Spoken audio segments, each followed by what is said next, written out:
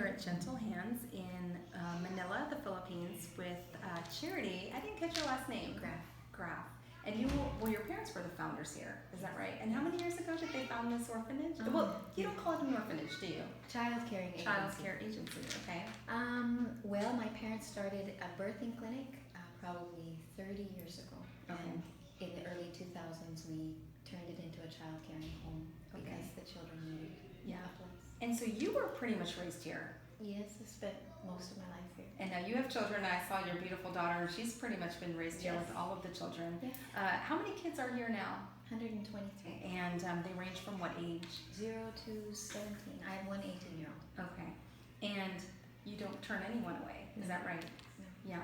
And they mainly come to you, and how do they come about coming here? They're generally referred by local government units or by even concerned citizens or police, or even the government themselves will refer difficult child who's just dropped or who's been just found is called a foundling.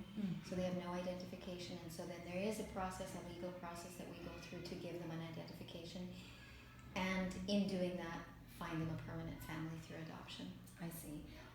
Well, I had a tour of your facility, and the first thing that strikes me is there's a lot of happiness and joy with the children, and I was really impressed at all the different centers that you have. Teaching, you're going to have a computer lab, kids do ballet and taekwondo, and that's really amazing. The heart has always been to give our children what you would give your own child in a nuclear family, and so if children have access to extracurricular activities, it's proven that they develop better. So they school in-house because some of them can't go outside because of court cases or danger, or their skill level is too low for a local teacher to have to deal with. And all the other recreation things that you noticed, even our counseling, everything's done inside, so it's safe. So we try very, very hard to do everything to promote felt safety, so they don't ever have to be afraid. Our heart is for the worst of the worst, to show that there is hope in the children that have nowhere else to go, or that look hopeless, or that have behavior problems beyond management. Those are the ones I take, because we're good at trauma care, and we have seen that with attachment and the foundation of just giving a child safety, through that love, they change, they grow, and they develop, and they're adoptable. You have needs here, Yes. right? And how are you able to sustain this family center? Well, we have always been supported by individuals and churches. $25 a month, $25 a month. We've never had enough. God is faithful in saying that.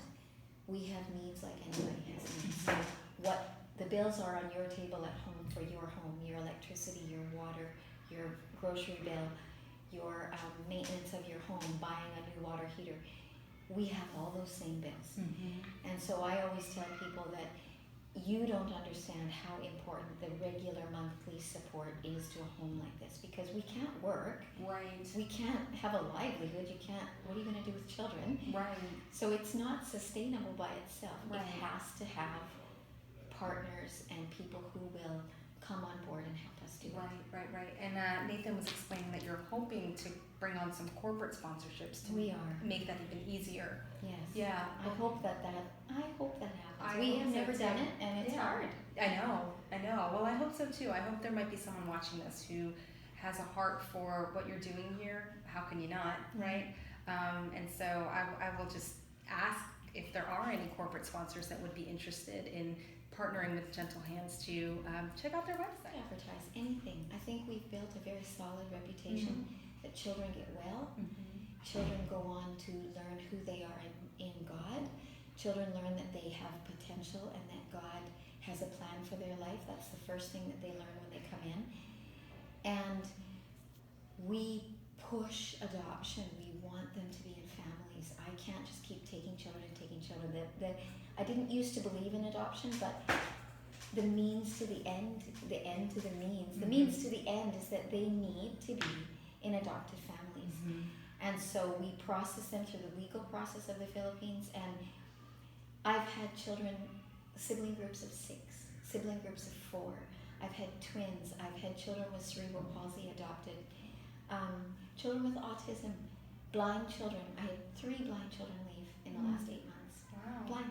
Wow. Deaf children. Mm-hmm. So I know that there are families that can do it and can Mhm. cope. Sometimes it's just a matter of God's timing. Mm-hmm. But our kids pray for families. They do. want They families. do. How Yeah. would someone go about if they've never even thought about adoption and they're thinking, well, maybe I have a heart for that?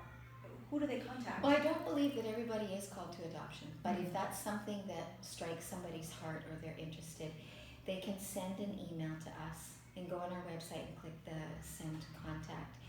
And we can at least begin a dialogue. Adoption is centralized in America and here, and so the partnership between the 2 countries doesn't go directly to us. But we can at least give information and we can tell them this is how the process is, Got it. and it will at least give them something to work with. What's the next step, Sure. if that's what they're supposed to do. Sure.